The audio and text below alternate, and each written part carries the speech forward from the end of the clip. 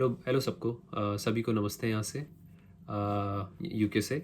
और मैं आशा करता हूँ कि आप सभी लोग खुश हैं, अच्छे हैं, आपका दिन अच्छा था और सभी लोग आपकी फैमिली में हर कोई अच्छा है। तो ये वीडियो बेसिकली मेरा बनाने का मोटिव ये है कि मुझे बहुत लोग पूछते हैं कि आमिश आप मुझे बताइए कि यूके यूके में हम सेटल कैसे हो सकते हैं। कोई ऐसी कोई मतलब कोई हमें वेज़ बताइए कि आप सेटल होना चाहते हो या आपको पीआर चाहिए जो कि परमानेंट रेसिडेंसी बोला जाता है, या ILR indefinite leave to remain बोलते हैं यहाँ पे।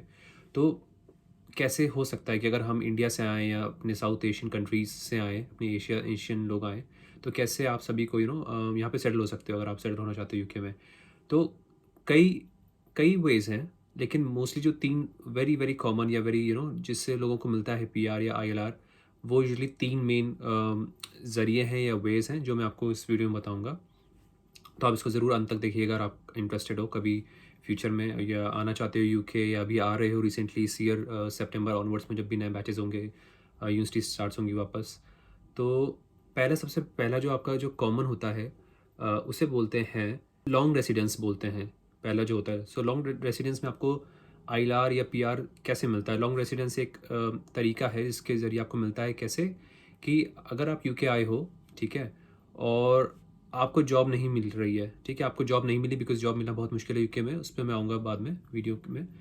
तो एक होता है लॉन्ग टर्म रेसिडेंस होता है, इसका मतलब होता है कि आपने कम से कम लीगली यूके में 10 साल आप मतलब आपने रेसिडेंट रहे हो यूके के लीगली। वो कैसे हो सकता है? वो हो सकता है आपका कि लेट्स से आपने 12th पास किया, ठीक है, इंडिया के एग्जांपल, या एशिया, पाकिस्तान, बांग्लादेश सबका सेम ही कॉन्सेप्ट है। तो आप लोगों ने 12th पास किया, फिर आप यूके आना चाहते हो, तो आप यूके आए और आपने यहाँ से ग्रेजुएशन किया, ठीक है। आपने ग्रेजुएशन किया, 3 साल का ग्रेजुएशन होता है यहाँ पे।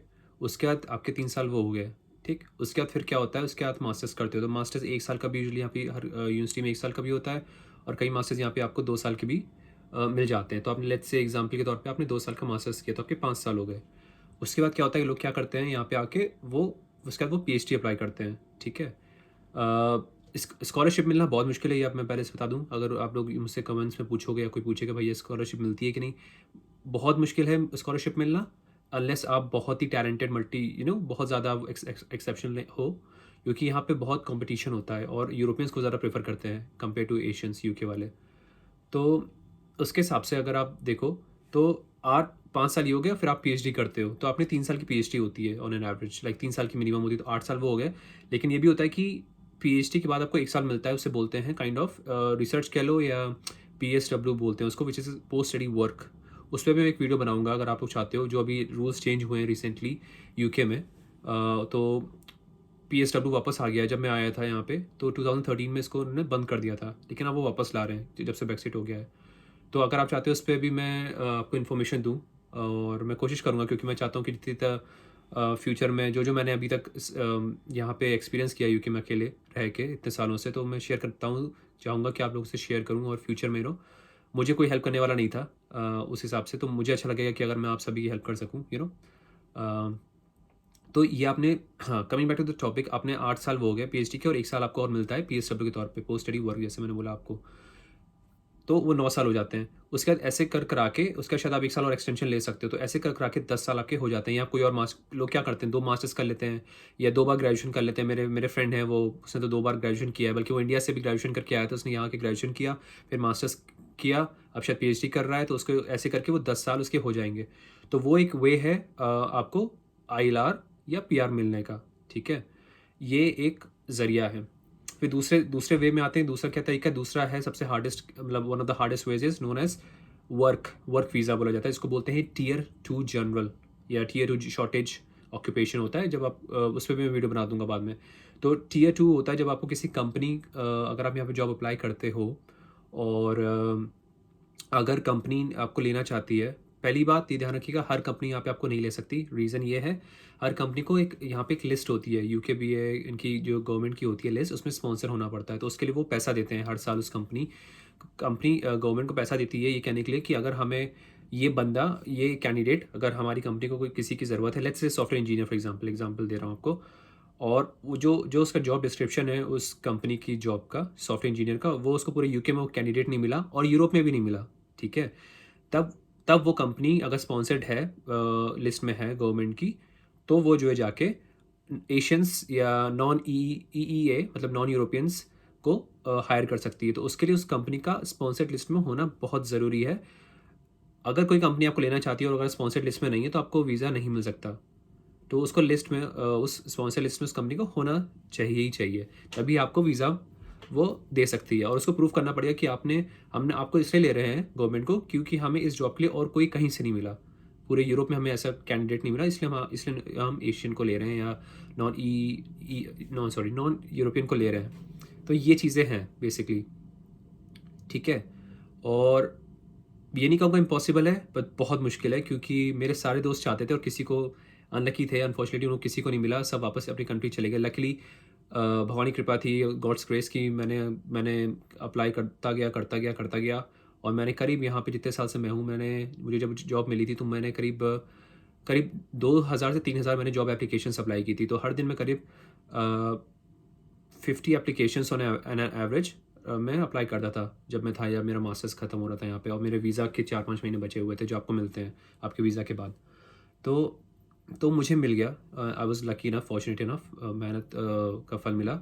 तो ये एक तरीका है Tier 2 जो कि डिफ़िकल्ट है, बट एक वे है करने का प्रॉपर वे में, ठीक है। आपके 5 साल बर्बाद नहीं होंगे, जैसे लॉन्ग रेसिडेंस में मैंने आपको बताया कि आपको 10 साल तक पढ़ाई करनी पड़ेगी, तो वो आपके 10 साल बर्बाद नहीं होंगे, मतलब 5 साल आपके बच जाएंगे वो प्रॉपर तरीके से, एक्सपीरियंस मिल जाएगा 5 साल का आपको। तो एक वो ज़रिया है, ठीक है। Tier 2 जनरल जिसे बोलते हैं, वर्क वीज़ा यूजली। उसके बाद आपका आता है, तीसरा आता है जो हर कोई चाहता है कि यार ऐसा हो जाए तो मज़ा आ जाए और हमारा तो आसानी से हो जाए, उससे बोलते हैं स्पाउस वीज़ा या अनमैरिड पार्टनर वीज़ा, ठीक है। वो भी मेरे दोस्त एक हैं, उसको ये मिला है वीज़ा, पर इतना आसान नहीं होता है, तब सोचोगे। तो ये होता है कि जैसे आप यहाँ पे आओ और आपकी कोई इंग्लिश या ब्रिटिश गर्लफ्रेंड है, ठीक है, या आप उससे शादी कर लो, ठीक है। शादी कर लो या आप उसके मतलब या शादी अनमैरिड रहो, लेकिन रूल ये कहता है कि आपको मिनिमम 2 साल आपको साथ में रहना है, उसके मतलब साथ में आप दोनों को रहना है। और मतलब ये कहने का है कि जब 2 साल जब आप रहोगे तो उसको, अगर आप यहाँ पे हो और आपकी जॉब नहीं है क्योंकि आप वीज़ा पे हो, आप स्टूडेंट पे हो, राइट, स्टूडेंट वीज़ा पे हो, तो आपकी जो गर्लफ्रेंड है फॉर इंस्टेंस या बॉयफ्रेंड है जो भी है, वाइस वर्सा, उसको शायद, जब मैंने लास्ट टाइम चेक किया था, शायद 20,000 पाउंड्स, जो कि है अराउंड अराउंड 20 लाख का पैकेज, जैसे इंडिया में बोलते हैं ना, कितना होना चाहिए साल का, तो 20 लाख का पैकेज होना ज़रूरी है ऑन एन एवरेज, ताकि वो आप अपने आप को और आपको भी सपोर्ट कर सके, आपकी गर्लफ्रेंड या बॉयफ्रेंड जो भी है, ठीक है।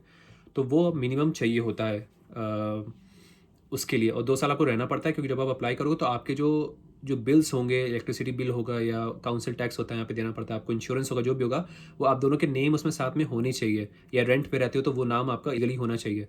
अगर वो नहीं है तो आपको वीज़ा नहीं मिलेगा। और ये चीज़ बहुत आसान नहीं है करना, जो अभी शायद आपको सुनने में लग रहा होगा मुझसे कि बड़ा आसान है, बहुत मुश्किल है ऐसा मिलना, क्योंकि पहले चीज़ें हो जाती थी, पर आप आजकल यहाँ बहुत अवेयरनेस हो गई है और यहाँ पे ऐसे आपको कोई आसानी से कोई नहीं मिलेगा कि आपको मतलब साथ में आप रह लो और वो भी एग्री करे। बहुत होता है क्योंकि यहाँ पे बहुत लोग आते हैं उस पर्पज़ से, और बहुत लोग डिपोर्ट भी होते हैं, हज़ारों लोग डिपोर्ट होते हैं। तो यहाँ के चाहे वो लड़के हों या लड़कियों, उनको पता चल गया कि मोस्ट ऑफ द पीपल जो आते हैं वो इस पर्पज़ से आते हैं, तो जो सही पर्पज़ से भी होंगे उनको भी गलत ही माना जाएगा।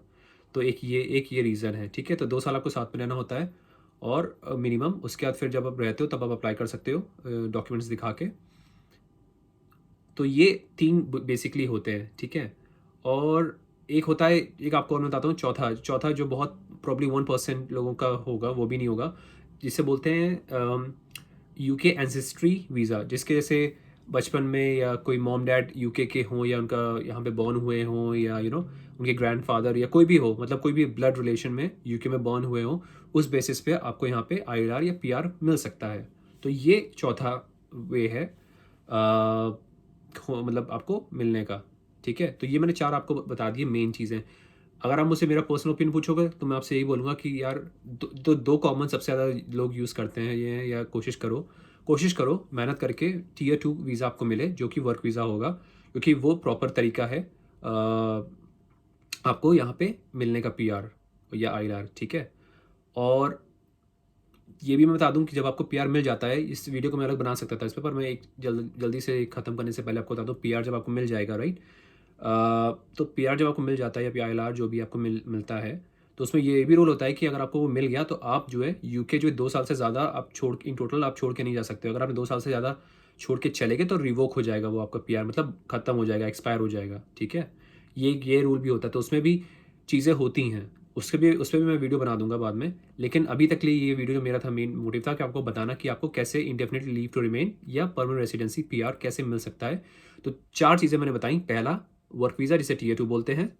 दूसरा, जो कि आप कह सकते हो स्पाउस वीज़ा या अनमैरिड पार्टनर वीज़ा, ठीक है? तीसरा, यूके एंसेस्ट्री वीज़ा, या कि आपके मम्मी पापा या कोई यहाँ यूके का बॉर्न हो, ठीक है? तो उससे आपको उसके थ्रू आपको मिल सकता है यहाँ का पीआर। और चौथा जो है लॉन्ग रेसिडेंस कार्ड, जो कि आपको मिनिमम यहाँ पे 10 साल लीगली रहना होगा। चाहे वो आप, मोस्टली यही एक तरीका होता है, आप यहाँ पे पढ़ाई करने आ रहे हो, ग्रेजुएशन करो, फिर मास्टर्स करो 2 साल का, फिर पीएचडी करो, फिर 1 साल का एक्सटेंड होता है रिसर्च का। तो ऐसे कर कर के 10 साल जब हो जाएंगे तब आप लीगली अप्लाई कर सकते हो आईएलआर के लिए, ठीक है? तो ये 4 चीज़ें हैं सेटल होने के लिए यूके में, अगर आप चाहते हो। और जब आपको पीआर मिल जाता है, पीआर या आईएलआर के 1 साल बाद आप ब्रिटिश सिटीजनशिप के लिए एलिजिबल हो जाते हो अप्लाई करने के लिए। तो मतलब अगर आज अभी हमें 2021 में पीआर मिल गया, तो आपको 2022 में 1 साल के बाद आप अप्लाई कर सकते हो ब्रिटिश सिटीजनशिप के लिए। तो वो आपको तब ब्रिटिश पासपोर्ट के लिए अप्लाई कर सकते हो, 1 साल के बाद का गैप होता है। तो ये था ये वीडियो उसके लिए बनाया था मैंने, आपको एक इन्फॉर्मेशन देने के लिए कि कैसे आपको क्या वेज हैं जिसमें आपको हेल्प हो सकती है सेटल होने के लिए, तो ये चीज़ें हैं। अगर आप चाहते हो कि कोई और इन्फॉर्मेशन दूँ, कैसे यहाँ पे खाना है, या कैसे आप जॉब के बारे में, पार्ट टाइम जॉब के बारे में, क्या पैसा कमा के इंडिया अपने घर में वापस भेज सकते हो, क्या इतना कर सकते हो, या कैसे लोन लिया जा सकता है, या कुछ भी हो, रेंट क्या है यहाँ का, अगर आप वेजिटेरियन हो तो कैसे मैनेज हो सकता है यहाँ, क्या वहाँ यहाँ का वेदर सिचुएशन कैसी है, बहुत चीज़ें हैं टॉपिक्स। तो मैं स्लोली स्लोली कवर करूँगा आगे के कुछ वीडियोज़ में। पर अगर आप कोई चाहते हो पहले से, तो मुझे प्लीज़ कमेंट पे कर देना। और जैसा कि आप देख सकते हो, ये चैनल काफ़ी नया है, पुराना है, बट मैंने थोड़ा सा एक्टिव नहीं था, तो मैं काफ़ी एक्टिव हो रहा हूँ उस पर हेल्प करने के लिए, जितना हो पाएगा मुझसे, बाकी सबकी, आप लोगों की जो स्टूडेंट्स आने वाले हैं। तो प्लीज़ आप सब्सक्राइब करो और नोटिफिकेशन ऑन कर देना, तो मुझे भी हेल्प मिलेगी, मोटिवेशन मिलेगा और वीडियोज़ ऐसे बनाने का, और सबकी हेल्प करने का। तो थैंक यू गाइस, और टेक केयर, मिलते हैं आपसे नेक्स्ट वीडियो में।